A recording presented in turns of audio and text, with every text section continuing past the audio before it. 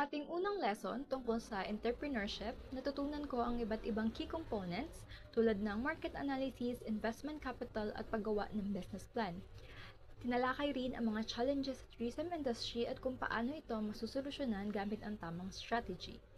Na-highlight din ang role ng culture, ethics at global marketing sa pagpapatakbo ng isang matagumpay na negosyo, lalo na sa hospitality at travel industry.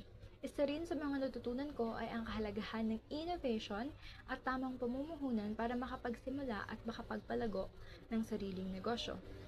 Natalakay rin natin at napag-usapan ang halimbawa ng mga local businesses tulad ng hotels, resorts, restaurants at airlines at kung paano sila naging successful sa pamamagitan ng entrepreneurial strategies. Mahalaga rin ang human resource management sa global scale lalo na sa hospitality sector. Ang corporate social responsibility ay naging bahagi rin ng diskusyon na nagpapaalaala sa atin na ang negosyo ay dapat may malasakit sa lipunan. Sa kabuuan, binibigyan din ng lesson ang kahalagahan ng creativity, planning at sustainability sa pagiging isang matagumpay na entrepreneur.